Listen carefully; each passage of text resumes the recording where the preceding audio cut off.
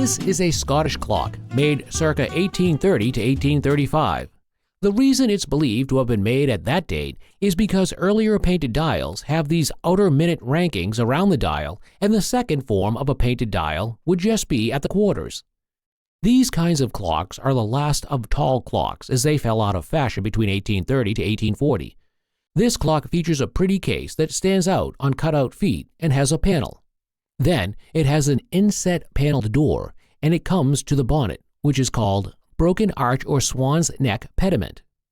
But it has been repainted using Chinois painting and is deliberately made to look old. It is in great shape and very decorative with a fully painted dial. In the spandrel areas around the case, countries such as Ireland, Wales, England, and Scotland are represented on the clock. Furthermore, in the arch of the dials, there is a unicorn representing Scotland and a lion representing England. At the middle of the case it says Union, referring to the union in 1707 between the Scottish Parliament and English Parliament, resulting in England. It is more of a decorative value clock than a piece for actual sale because it has been repainted, and it is better to keep it that way. However, in a retail store, this clock would probably sell at. This clock would sell probably in the $2,500 range. Okay, we'll just hang on to it. I don't blame you. This unusual book is one of the most special items for book and movie antique lovers because it inspired one of the greatest movies of all time, The Lord of the Rings. But that's not the only special thing about this book. In fact, legend has it was one of the rare copies of The Lord of the Rings signed by John Ronald Tolkien. John Tolkien was widely regarded as a great writer and author. To Professor Tolkien, thanking him for signing it. Unfortunately, soon after that he died, but I did get a letter back from his publisher. And he also happens to be the author of this book and another called The Hobbit. Both The Hobbit and The Lord of the Rings have gone on to become world-class movies, which is why a signed copy of one of the original books would auction at a price of. The retail price might be as high as $12,000. Thanks very much indeed for bringing it in. Thank you. If you ever wanted a portrait of your child, this expertly finished painting would be the best model. The portrait is a perfect example of oil on canvas, and although its creator is unknown, it's still a work of art. The attention to detail in the painting confirms the painter's expertise. Red is exciting, blue is also exciting. This wonderful. And the face of the child in the portrait is completely original. The painting was likely done around 1838, and this is confirmed thanks to the coral items and gold on the child, which were prized possessions at the time. She's just decked out. She has 2 coral bracelets, and she's dangling yet another coral necklace. With its fine finish, this beautiful portrait would retail at the auction price of in the neighborhood of $20,000 to $25,000. Oh my goodness. A suit worn by Arthur, Paul Newman's brother, while standing in for Paul in the 1969 film Winning, was recently appraised. It was found to have significant historical and sentimental value. Arthur and Paul looked and sounded very similar, allowing Arthur to substitute for Paul seamlessly. This was particularly helpful in scenes requiring high-performance racing. Arthur filled in for Paul in about 25 to 30 films. He was also a respected member of the Directors Guild of America. The suit, tailored to match Paul's, is tied to the film that sparked his racing passion. Its association with fast cars and professional drivers boosts its value significantly. Arthur's contribution to Paul's career was also featured in the 2015 documentary Winning. This emphasizes the suit's value from a pivotal moment in Paul Newman's career. While examining the condition of the item, the appraiser said, I think an auction estimate would probably be around $20,000 to $30,000. Wonderful. For Paul's, I think an estimate at auction would be at least $80,000 to $120,000. Wow. They both would be very happy. If you were going to insure this, I would probably put it at least $50,000. The guest presented a gift from her husband, which has been a bone of contention for years because she thought he paid too much for it. So how much was too much? $2,500, which 20 years ago, it's like, oh my goodness. This is a French lamp made of gilt bronze modeled after Louie Fuller, an American dancer and pioneer of modern dance and theatrical lighting techniques. This lamp with its beautiful glow was crafted by the French sculptor Raoul Larche. It depicts the amazing movements of the dancer. And this really fits that bill with the wonderful warm glow of the light. And she's really known for her sort of billowing, gauzy outfits that she wore. And you can see there's the amazing movement. Featuring fine details of the drapery as it flows across her body, articulated beautifully. Why don't we put it on and we'll see what it looks like lit up. It has this beautiful glow.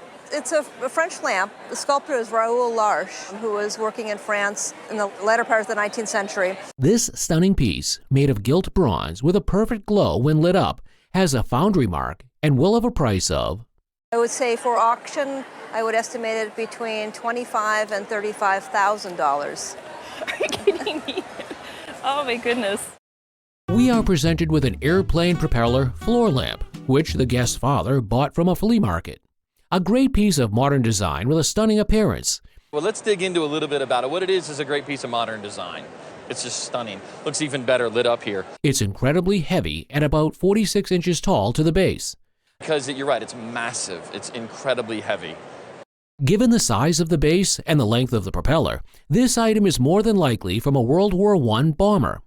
It was probably taken off an aircraft that went out of service in the 1920s and then converted into a lamp sometime in the 1950s, given the design aesthetic.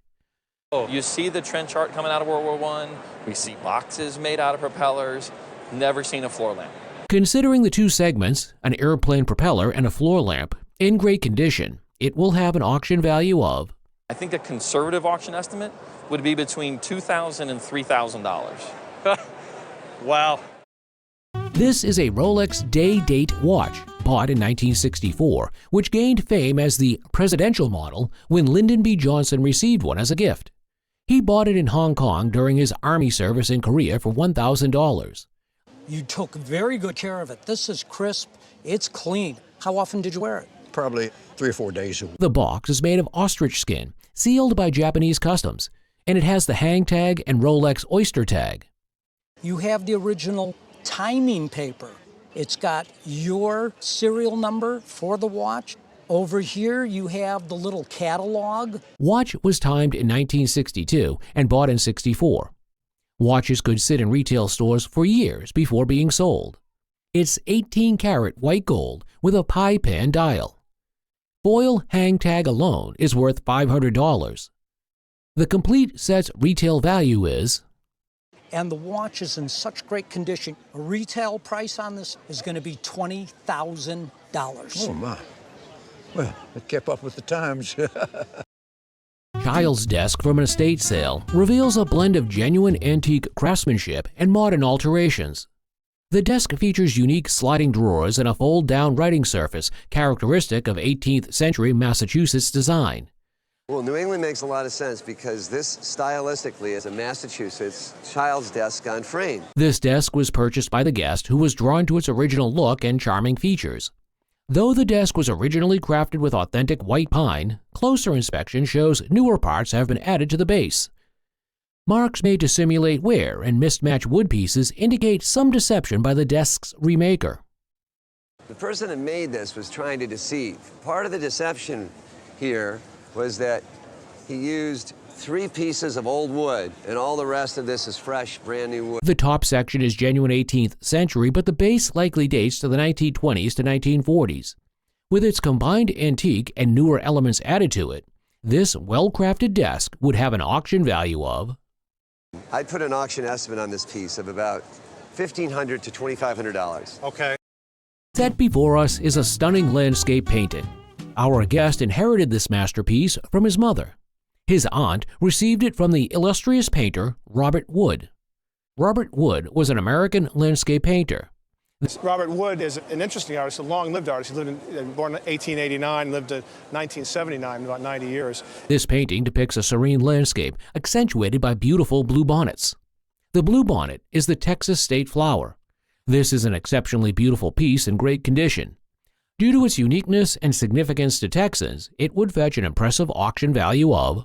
I would have to put an auction estimate on this of $15,000 to $25,000 and probably expect to get more than that at auction. Oh, wow. Given to her by her mother, this guest is here with a doll with several heads. This doll was made by an artist known for his specialty in doll making called Kestner in Germany.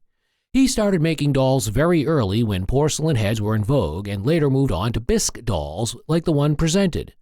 One wonderful thing about this doll is that it is in its original German labeled box, unlike others with English printed labels, because the Germans made money from selling dolls to the Americans. You would think that this is a salesman sample because of the original label, but that's not so. So, this is a luxurious toy for a child and was called the Wonder Child and was sold as a set. This doll was made in 1910 with the idea of giving a child the chance to have 4 dolls at once. Hence, a child can unhook one head and put another, but this was not very easy, so sometimes they came as individual dolls. This is a Kestner 171, and the individual doll standing has a mohair wig, her eyes can sleep, and she has a little open mouth with teeth. Many collectors now prefer dolls in the box with painted eyes and closed mouths. However, for this doll set, an auction estimate would be, and the value in an auction would be between $6,000 and $8,000. Okay, yeah. Great. That's so wonderful. You've got a very valuable little doll. Okay, wonderful. Gifted to her by her aunt, this guest is in the show with a magical piece from the Qing dynasty in China. On closer look, you would notice the circular shape in the colors pale green, referred to as celadon. Also, the surface is carved and the undulating pattern of clouds or waves is populated by dragons. The dragons look intertwined as it seems they are weaving in and out of the clouds or waves. Looking at the back, there is a crosshatch pattern that covers the entire surface. This is a reference to a ritual jade object that was included in burials as far back as 3000 to 3400 AD until the 2nd century AD. It was included in burials because the circular shape, called a bi, has a connotation in Chinese culture as the sky, and another form was included known as a kong, which is the rectangular vessel that connotes the earth. So, it is believed that it was the connection between our earthly existence and our heavenly existence. Though not confirmed, it seems this object was first made in the 18th century and was later revived again in the 20th century with references to earlier Chinese history. Because it requires more research, a conservative but reasonable amount would be more reasonable amount would be $15,000 to $20,000 at auction. Oh, goodness. This guest possesses a unique collection of 15 posters from the 1984 Olympics. The guest brought 6 out of the 15 posters created by renowned contemporary artist of the show. Closer to you, a collage by David Hockney, Richard Diebenkorn down by your side, in the middle, the great and inimitable Roy Lichtenstein. Some of the notable artists whose work are here to mention, but a few include John Baldessari.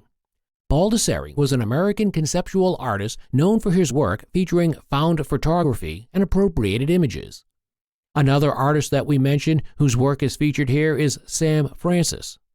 Francis is an American painter and printmaker.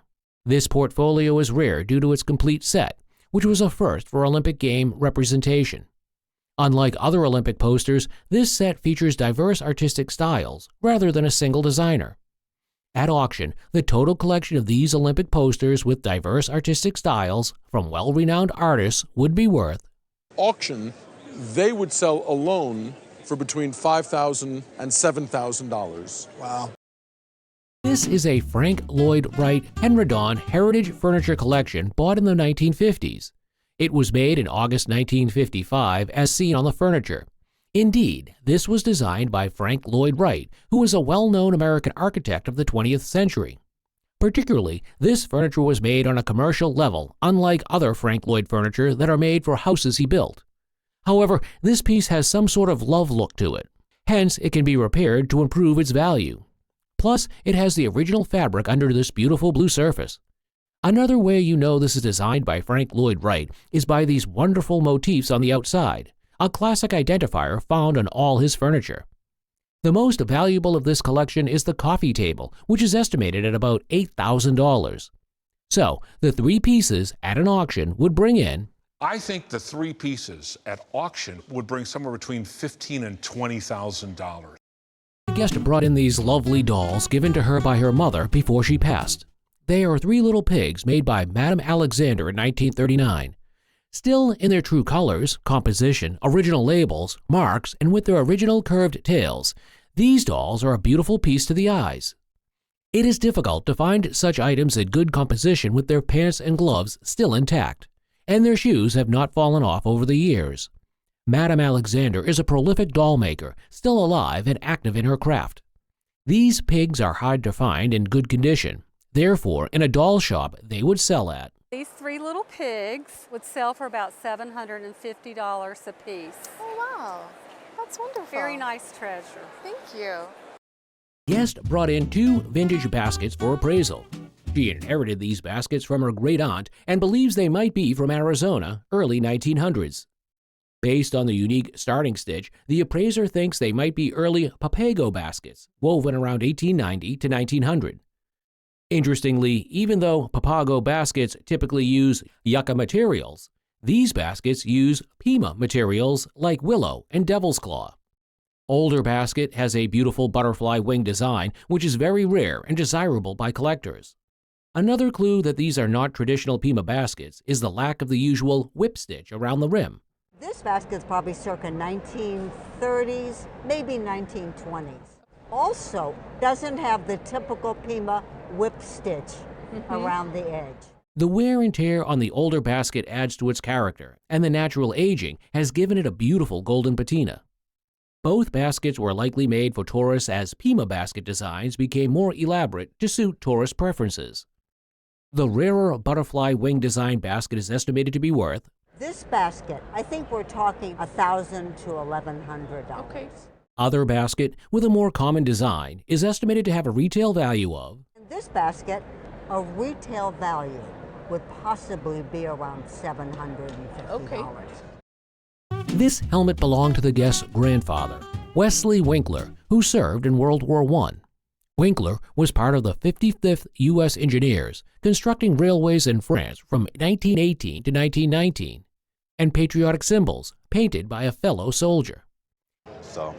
Well, your taste is excellent. Thank you. The artwork featured on this helmet is of exceptional quality and is quite rare. This is the nicest World War I painted helmet that I've ever seen. Unlike typical unit insignias that are quite bland, this helmet's elaborate design significantly increases its value. A World War I helmet with this kind of design and its symbol as an item of honor and camaraderie would be worth. This is a helmet that I would expect a retail value of $2,000 to $2,500. Brought a piece of Murano glass which she purchased in 1964. This is actually called an Aquarium Block. It's a clever item. Within a piece of glass, you have a fish and all its parts. You have the fish, you have all the parts, and you don't have to feed it. That's true. Items like these are pretty famous and designed by Alfredo Barbini, an Italian glass artist and designer from a family of glassmakers. He became partners with Gino Cenedese, and they started making them around 1950. Aquarium blocks of these types come in different sizes. Made in 1950, this is one of the smaller ones, and it's really a gem. In today's market, this piece of glass, featuring a fish with beautiful designs, would cost. Today, it would probably bring between $700 and $900 in a retail store. Very good, very good. We are presented with a Tlingit bowl and a ladle. The guest inherited them from his great-great-grandfather. He was in the military, and he was sent from Portland, Oregon, up to Sitka as part of a scientific expedition. These 18th century items come from the Tlingit tribe in the Chilkat region. The bowl is a Native American masterpiece, usually filled with grease used as a condiment, and the ladle is a very large spoon made out of a mountain sheep horn. And this would have been a huge mountain sheep. Yeah, I would imagine. Very large. These would have been considered family heirlooms of the Tlingit people. Although it is obviously not in the shape of the original horn. Boiled until the horn fabric is soft and malleable, and then pressed into a mold, tied down, and left to dry, and then it retains that shape. We also see clan figures on this ladle, which are known to be protective spirits and family symbols, an animistic religion that Native people practice, all empowered as spiritual. This mountain sheep horn ladle at auction would sell for Sell in the range of about $75,000. While the grease bowl, featuring a raven with a human head at the back, used as a condiment holder, would have a great value of Easily in the $175,000 to $225,000 range. Wow, my goodness. They're spectacular. And the tongue. As the raven would say. The guest inherited a porcelain figurine from her husband's family. She believed it to be Meissen and explained that her mother-in-law, Johnny May, had a fondness for luxurious items. The figurine is confirmed to be indeed Meissen, and you can see its intricate design featuring 2 nude women, a child entangled in a fishnet, and various other details. Despite its delicate nature, the figurine remained in excellent condition with minimal damage. Examining the underside of the figurine, you can see the crossed swords marked with 2 dots, indicating a production period between 1850 and 1924. An additional model number C35 allowed for further identification. Through this research, it is revealed that the figurine's title is The Capture of the Tritons, a mythological scene. While the original model was created by the famed 18th century sculptor Kandler for Meissen, the figurine itself dated to the late 19th century based on the specific markings and stylistic details. Considering its age, quality, and intricate design, the estimated figurine's retail value is I would estimate a retail value to be between $4,000 and $6,000.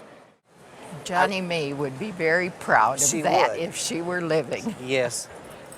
So very nice. The guest brought in a dazzling necklace, earrings, and ring set she inherited from her adventurous great-aunt Mimi. Mimi, a Scottish immigrant who thrived as a real estate agent to the stars in Los Angeles, was known for her glamorous lifestyle. The guest mistakenly believed the jewelry set to be costume jewelry due to its bold design. However, it is revealed the surprising truth that the set was crafted with real gemstones and gold. The necklace, a demi-bib style, featured beautiful citrine stones accented by white sapphires, which were a very good substitute for diamonds. The gold content of the set is surprising as well, testing at a lower 9-karat gold, which hinted at a South American origin. The estimated creation date of the set is to be between 1935 and 1945.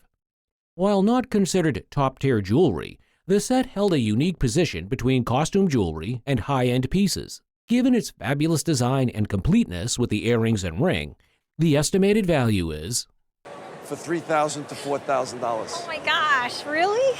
Yeah, it certainly would. Yo. I can't believe it. That's wonderful. Guest was a National March of Dimes poster child in 1955 at the age of 5 or 6. She traveled across the United States meeting celebrities, sports stars, and politicians. Here we have photos of the guest meeting Grace Kelly and President Eisenhower. The speaker recalled walking into a room full of men in suits and asking, Well, I walked in and there was a crowd full of men in coats, and I said, okay, which one's the president? The guest highlighted that 1955 was the year the Salk polio vaccine came out, and she had the honor of accepting an international award on Dr. Salk's behalf.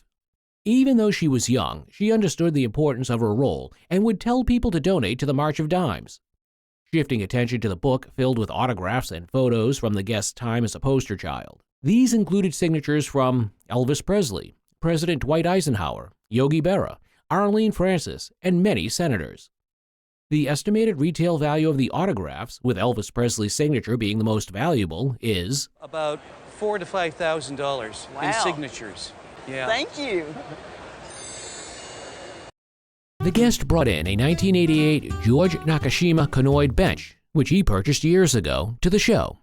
The Konoid bench is an iconic piece of mid-century modern furniture designed by the renowned American woodworker and furniture designer, George Katsutoshi, an American woodworker, architect, and furniture maker who was one of the leading innovators of 20th century furniture design and a father of the American craft movement.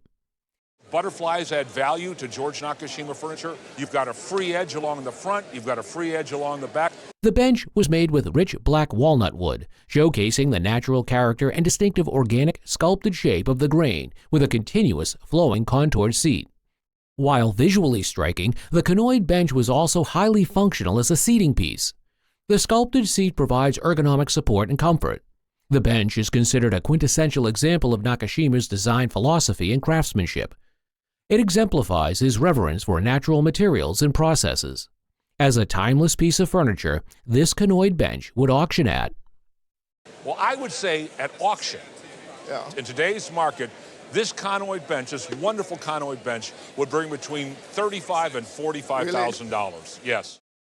Today's item is a special piece for sports antique lovers. More specifically, it's a piece of baseball heritage memorabilia in honor of Babe Ruth, who is considered by many to be the greatest baseball player ever. Ruth was a man of the people, and this signed photograph confirms that. We did a little research on Harry Weber.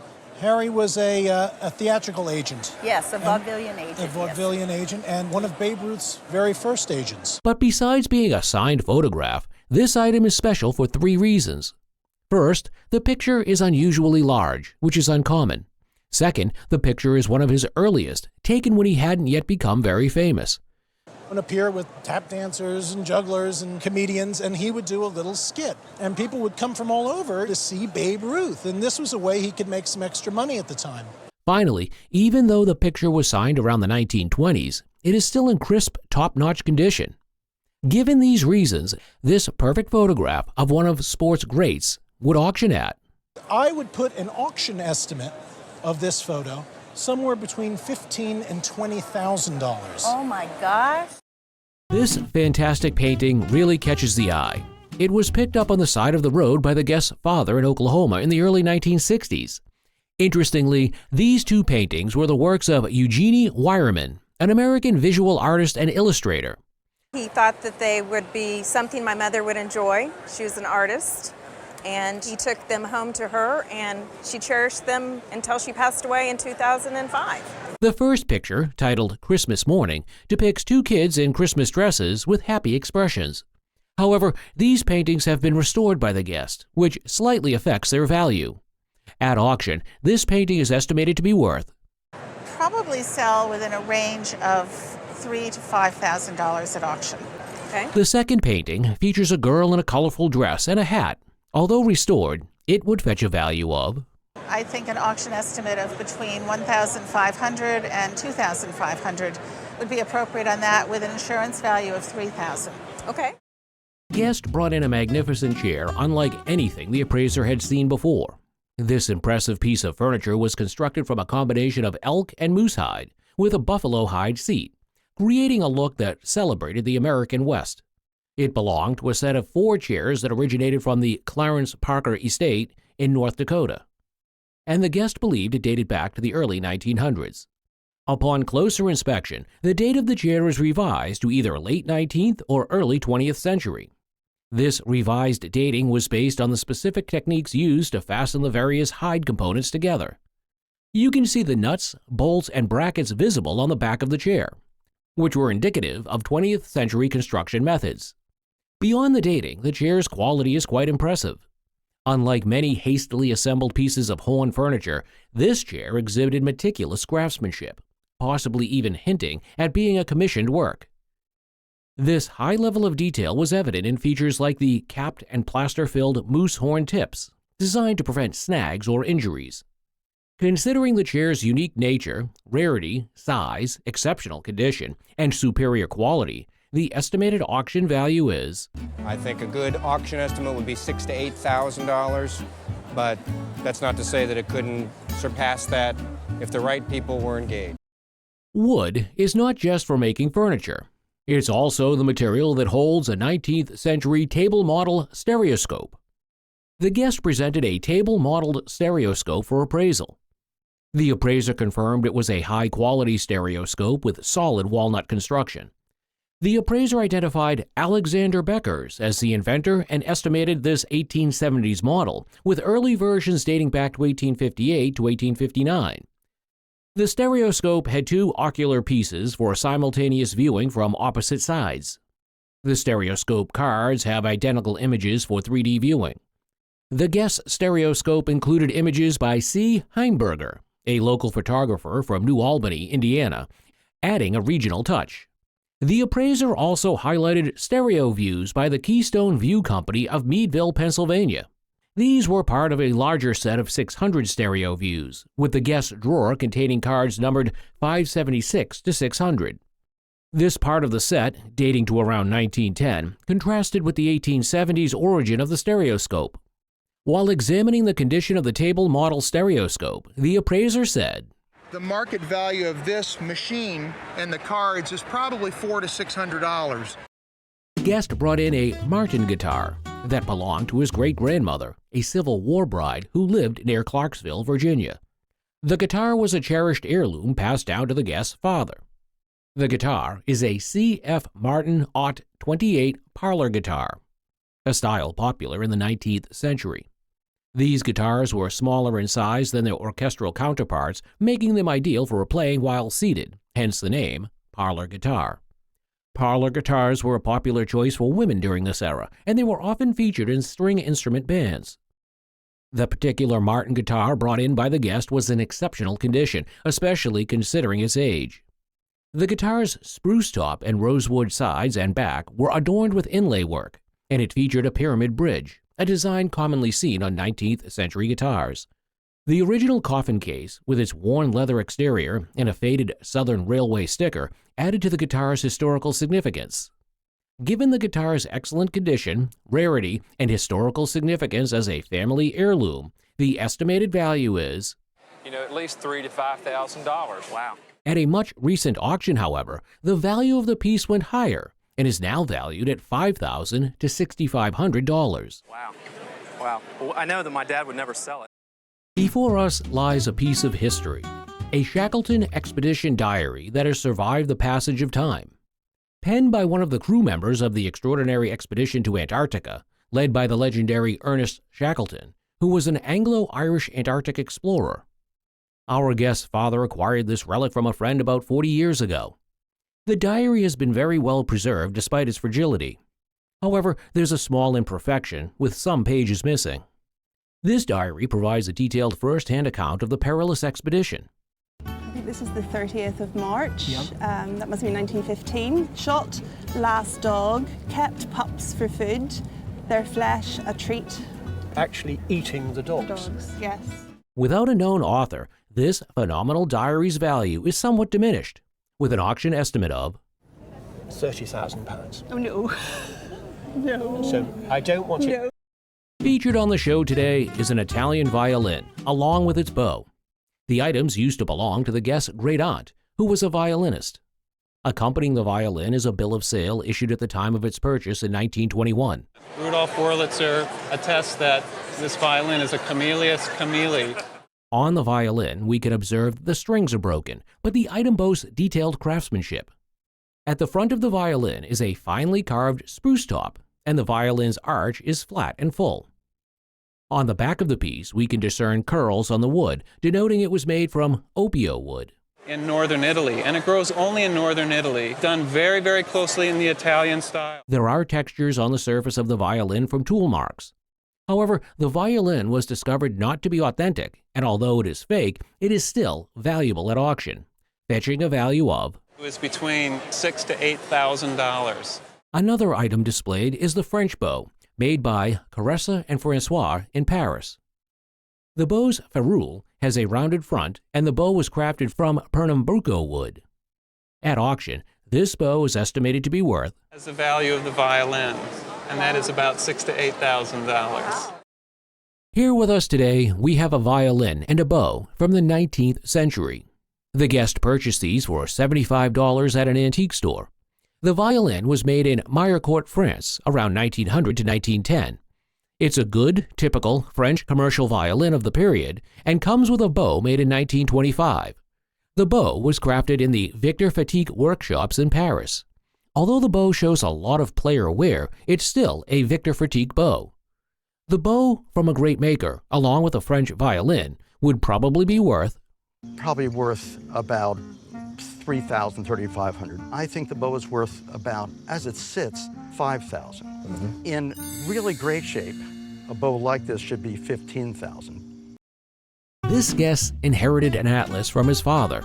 The atlas was published in 1848 by Samuel Augustus Mitchell. Mitchell was an American geographer.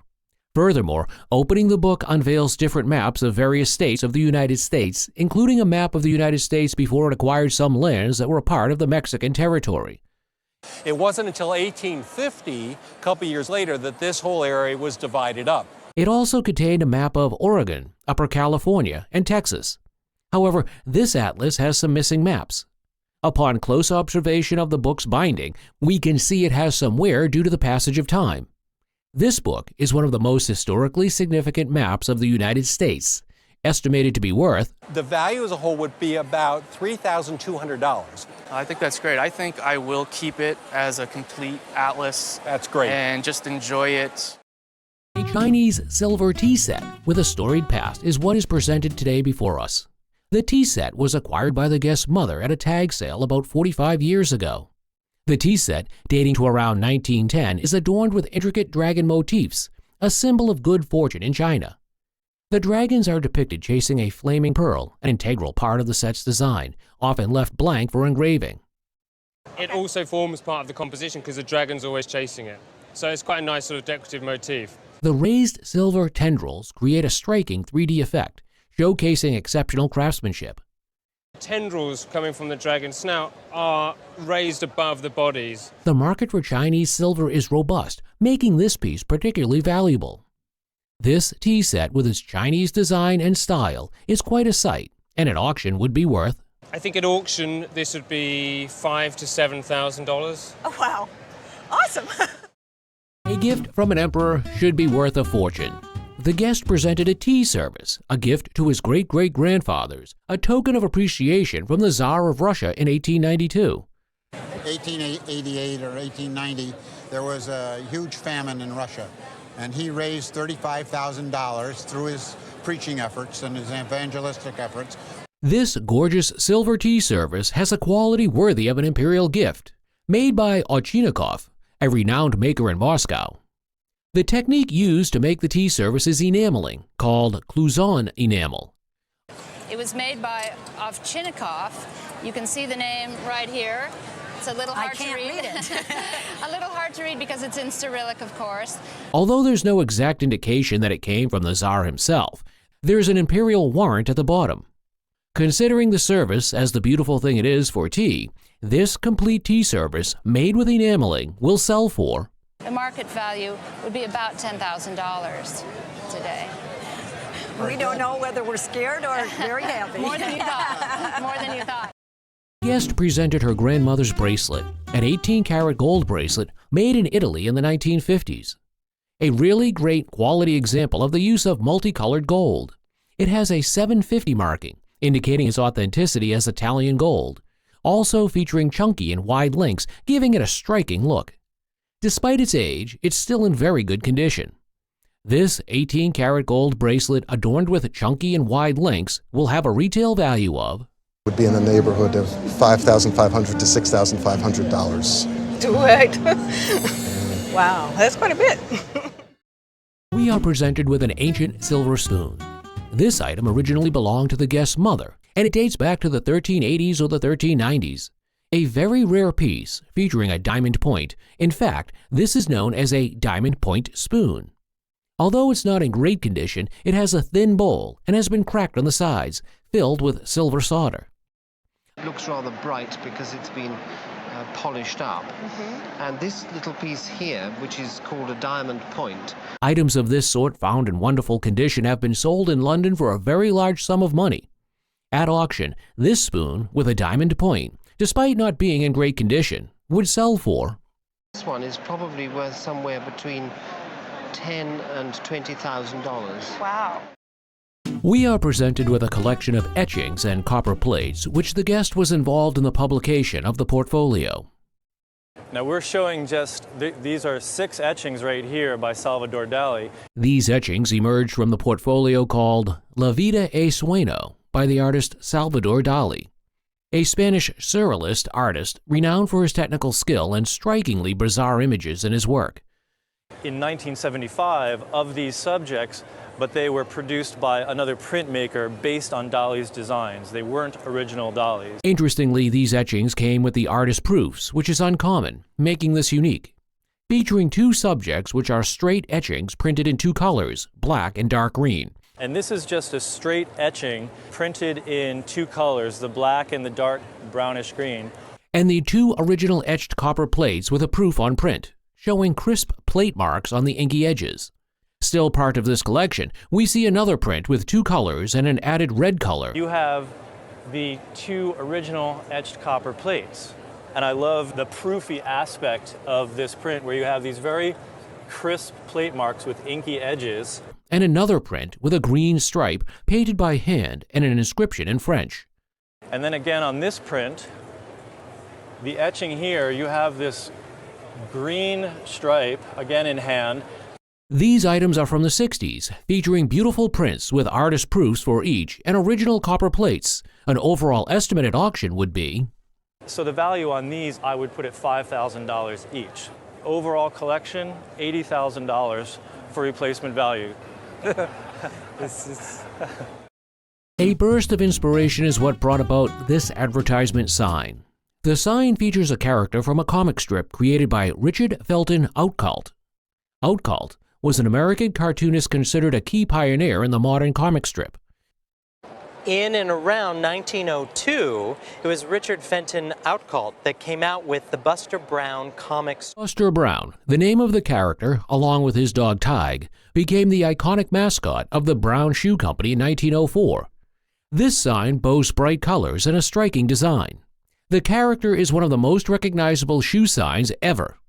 In excellent condition considering its age, this sign is a true treasure for collectors of vintage advertising and would be worth... I would estimate it in and around the $5,000 to $7,000 price range. Oh my Lord. But for insurance purposes, easily a $10,000 piece, because to try and replace this piece would be very difficult. 2 largest collection of Mondi coins were brought to the show by 2 guests. Mondi money is a type of commemorative coin issued by the Royal Mint in the United Kingdom on Maundy, Thursday, the day before Good Friday. The coins are made of silver and feature designs that change with each new monarch. The Mondi coins come in denominations of 1 penny, 2 pence to 4 pence, and the number of coins given to each recipient corresponds to the monarch's age.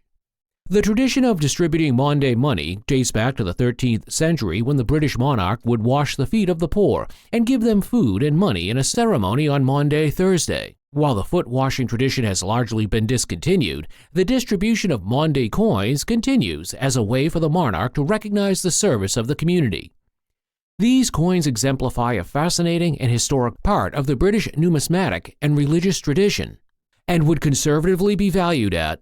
In these 2 cabinets, that comes out at between £60,000 to £80,000. This is a collection of artifacts from the doomed voyage of the Titanic, presented by the guest, who acquired them from his grandparents. They were aboard the Carpathia in 1912 when the ship went to rescue some passengers from Titanic after it capsized. One of the items presented is a diary belonging to the guest's grandfather, containing an eyewitness account of how the events unfolded. Also displayed is a photograph album with pictures of that fateful day.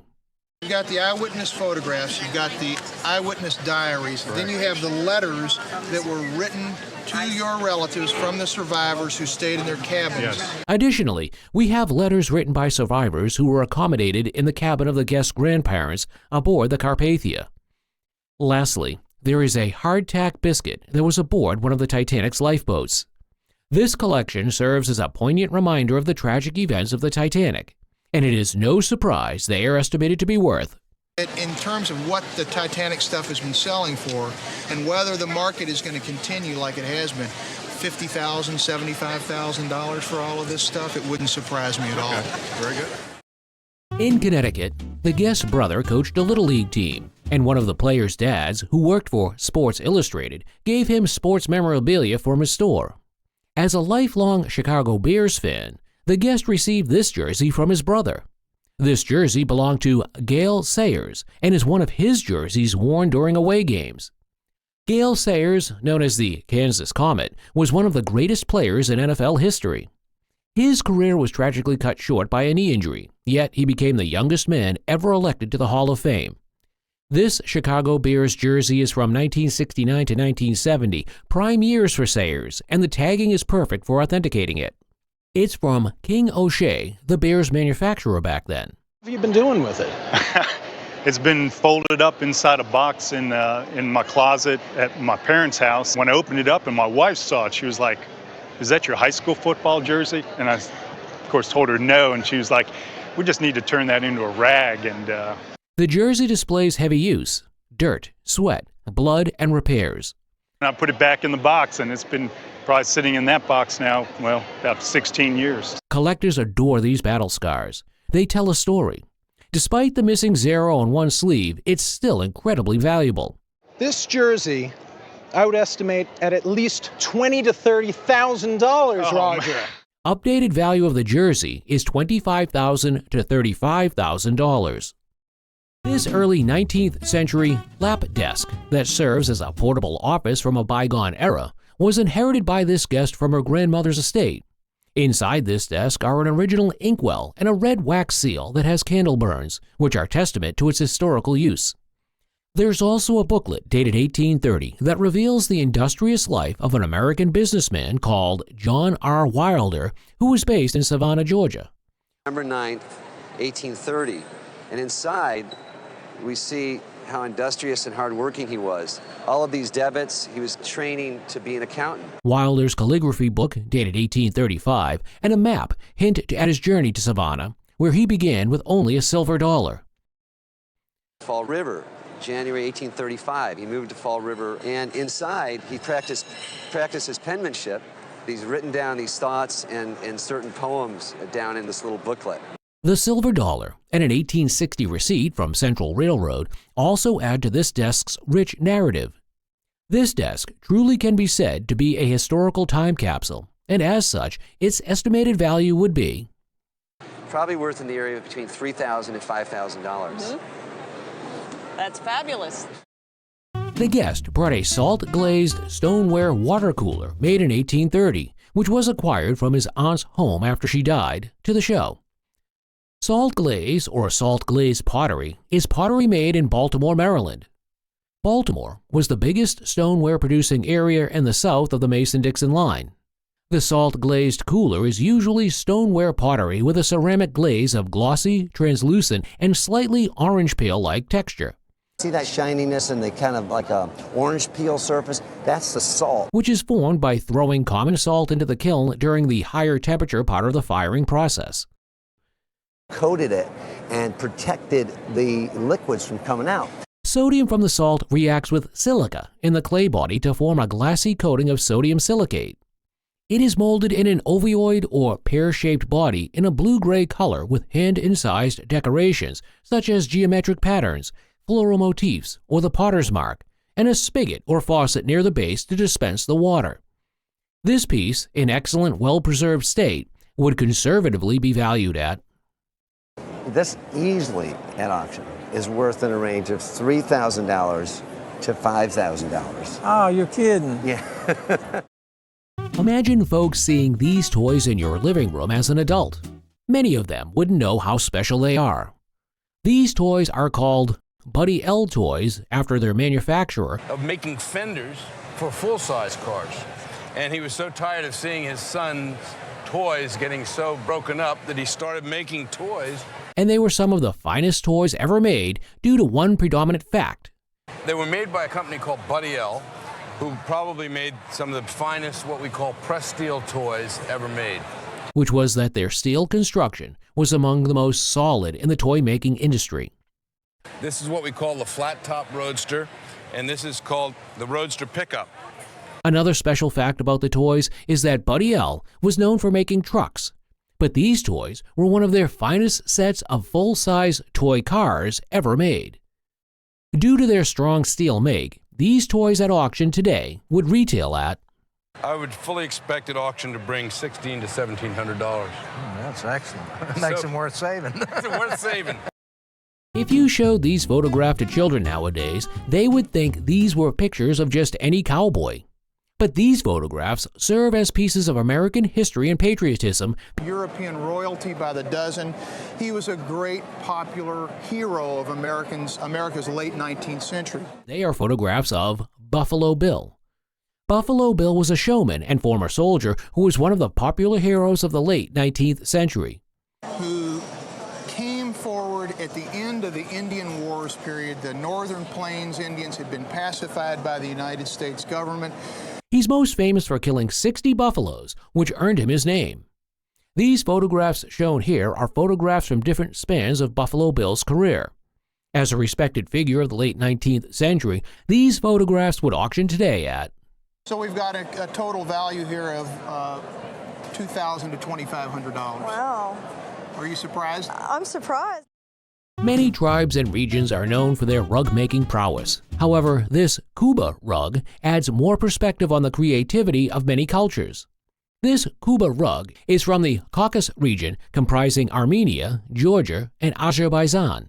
Normally you would see these called Dagestan, but because of this light blue selvage, cotton selvage, or end finish, it would be actually attributed to the Kuba area. And it reveals the vast creativity that exists among the people in these areas. We can see the fine finish of the rug, which when coupled with the intricate trellis design with a flower, gives it an appealing look. It's a nice trellis design with a flower and each enclosed by serrated leaves. And actually what caught my eye when you were standing in line is the unusual border. The rug was also hand-woven around 1880.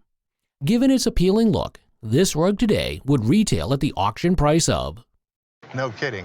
So in terms of value, something like this would actually sell around $3,500 at auction. A Chinese bronze censer from the 1800s is brought in to be appraised. It had a message written in Chinese, which meant that it was recreated, but with regard to the original maker. It was specifically made in the late 18th or 19th century. The quality of the casting is still very good, but the only claws it had in it had to be polished. If it was not polished, it would have sold for $6,000 to $9,000. But as it is, a fair auction price would be... Today, if you sold it at auction, you're going to sell it between $2,500 and $4,000. Is that right? If it had not been polished, it would have been worth likely in the $6,000 to $9,000 range. Don't bring them over. This is a carbon tetrachloride fire grenade. That's the first reaction when most folks see these antique extinguishers. Yes, they might look beautiful, but they're more dangerous than you might think, hence their name, fire grenades.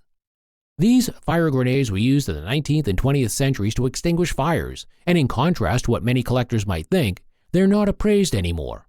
They used to be collected in the past, but not anymore, and in many states, it's actually illegal to sell them. In fact, it's advised that when you see one of these extinguishers, they should be returned to the local fire department. Assuming they were auctioned, how much do you think these would retail for? Looks like a normal teddy bear is more special than you think. The first reason is the most obvious. This bear is not the largest of bear dolls that one would see. It's what's called a Shuko yes-no bear. The other reason is that for a bear doll created in 1954, it has stood the test of time.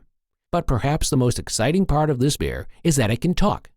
It's able to say yes and no, and that's why it's called a Shuko yes-no bear. And I want to show you because it says yes and it says no. There are also many funny faces at the back of the bear, which is an exciting feature. Because of its top condition, this bear, at an auction, would retail at... Pay in the $500 to $600 range. The guest brought in an oil painting inherited from their grandparents. The artist is identified as John Ferry, an Austrian-born artist renowned for his paintings of the American Northwest coast. John came to the States in the 1880s. The painting's date is estimated to be around the 1890s. Considering its size, condition, and Ferry's artistic reputation, the value of the painting is... This condition would be estimated in the region of $10,000 to $15,000. Wonderful. The guest brought in a watercolor painting by Walter Anderson, a gift from the artist's sister-in-law. She believed the painting dated to the 1940s or 50s. Walter is the middle brother of the artistic Anderson family. Very admirable is the unique style of the watercolor, attributed to Walter's artistic training, followed by his exploration of a more personal and whimsical artistic approach. Based on stylistic elements, the painting's creation date is in the 1940s or 50s, possibly painted during Walter's time on Horn Island. There is a potential concern with the mat surrounding the painting, and its replacement with an acid-free material for better preservation is recommended. An interesting detail was the estate stamp found on the corner, a monogram representing Walter's initials. This stamp was used by the family to identify Walter's artwork after his passing. The value of the painting is placed at Between $25,000 and $35,000. Oh, yes. Oh. This lucky guest brought in a surprise, a vintage dog statue. It turns out it's a Weller pottery piece, a famous Ohio brand. The signature reveals it's from the 1920s or 30s. Believe it or not, the clay used tells us it's likely from Ohio. Back then, Ohio was a pottery hotspot, thanks to glaciers. Due to its age and being a lawn ornament, it's quite rare. Imagine this adorable pup standing guard on a lawn. Weller made many lawn ornaments, but not many survive. This one's in amazing condition, even for being carried unwrapped. And it's a terrier. I'm not a dog guy, so I don't know exactly which kind, but I've never seen this one before. The market for Weller lawn ornaments has cooled a bit recently, but this rare pup might buck the trend. A conservative auction estimate puts it at So what I would say in terms of the value of the piece, conservative estimate at auction would be $3,000 to $4,000. Wow.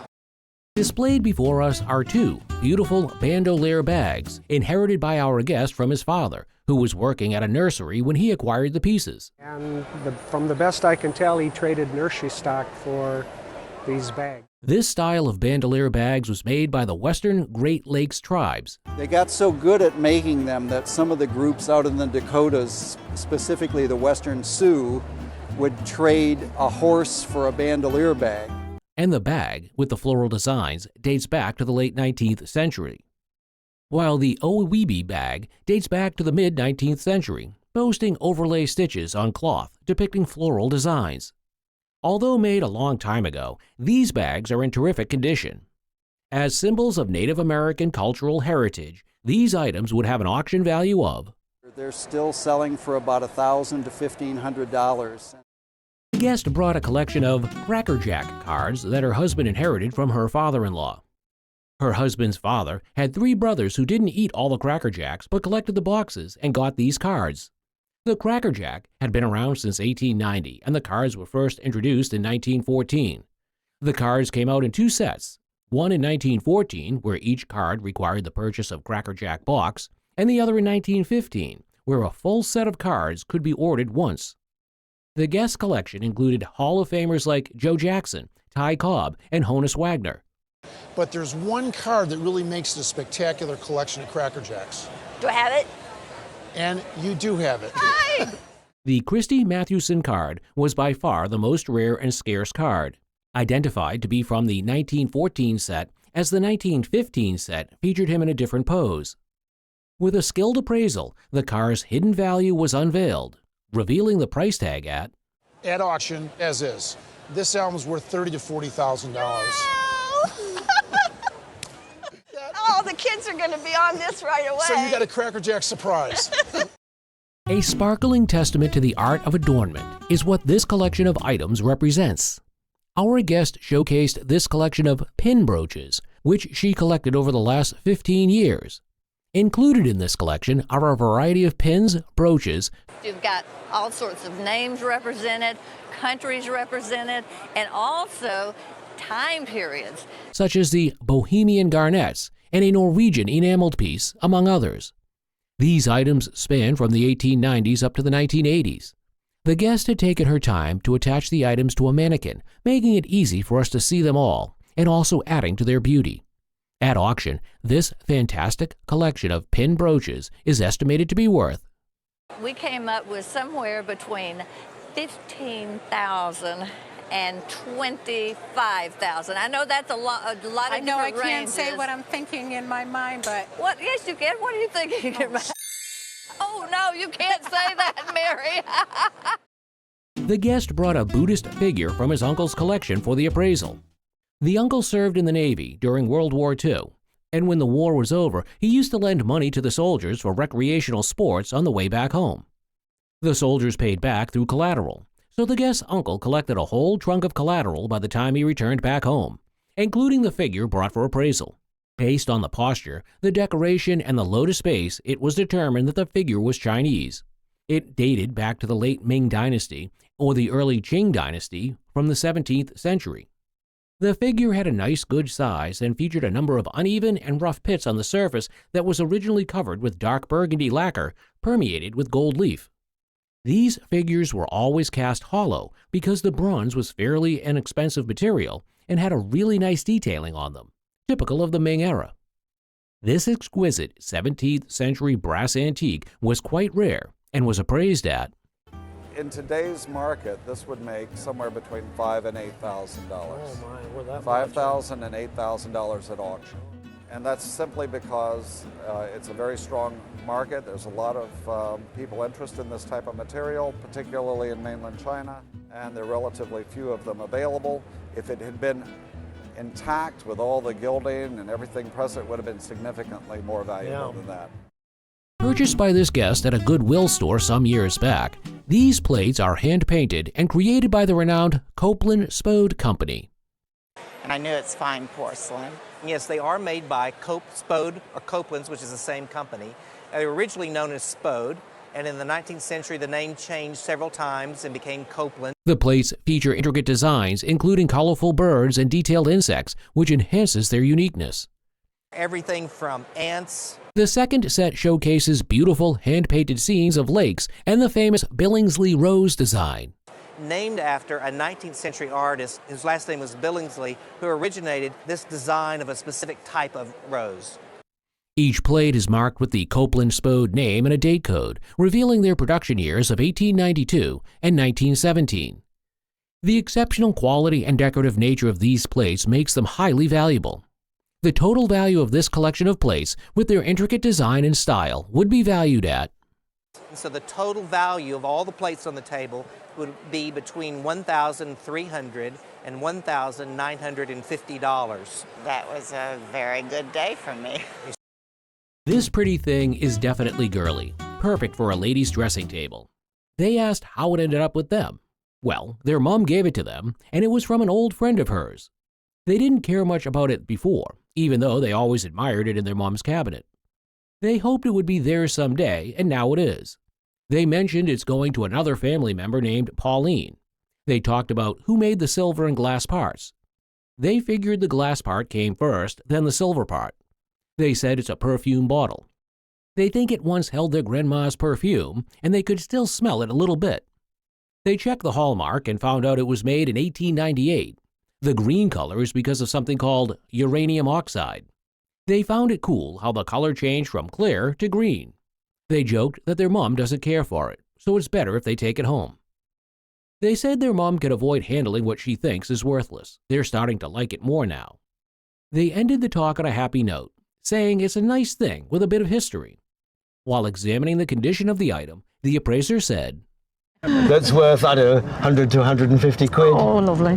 So there we go. Nice thing, eh? Lovely thing. I know. I'm beginning to appreciate